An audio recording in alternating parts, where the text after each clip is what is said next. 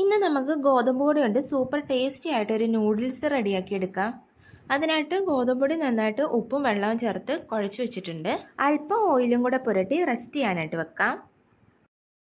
ആ സമയം കൊണ്ട് നമുക്കൊരു സോസ് റെഡിയാക്കി എടുക്കണം. Tomato sauce, soya sauce, red chilli sauce, പിന്നെ കുറച്ച് വിനീഗർ, ഇത്രയും കൂടെ നന്നായിട്ട് മിക്സ് ചെയ്തെടുക്കാം.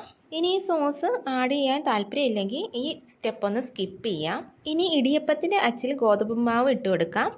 ഇനി തിളച്ച വെള്ളത്തിൽ നന്നായിട്ട് പിഴിഞ്ഞ് ചുറ്റിച്ചെടുത്ത് 1-2 മിനിറ്റ് മാത്രം ഇതൊന്ന് വേവിച്ചെടുക്കാം. കുറച്ച് എണ്ണയും കൂടി ഈ വെള്ളത്തിൽ ഞാൻ ഒഴിച്ചു കൊടുത്തിട്ടുണ്ടായിരുന്നു. എന്നാൽ മാത്രമേ ഈ നൂഡിൽസ് തമ്മിൽ ഒട്ടിപ്പിടിക്കാതിരിക്കത്തുള്ളൂ.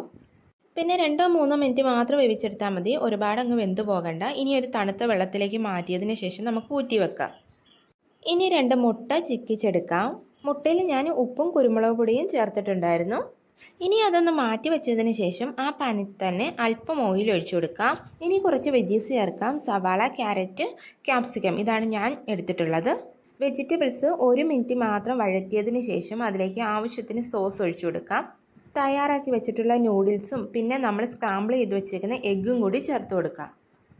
സോസ് വേണ്ടെന്നുണ്ടെങ്കിൽ അത് സ്കിപ്പ് ചെയ്യാം. എഗ്ഗും വെജീസും മാത്രമാണെങ്കിൽ ഈ നൂഡിൽസ് കഴിക്കാൻ നല്ല ടേസ്റ്റാണ്. അപ്പോൾ ടേസ്റ്റി ഹെൽത്തി നൂഡിൽസ് ഇവിടെ റെഡി ആയിട്ടുണ്ട്. അപ്പം മറ്റൊരു വീഡിയോ ആയിട്ട് കാണുവരെ ബൈ.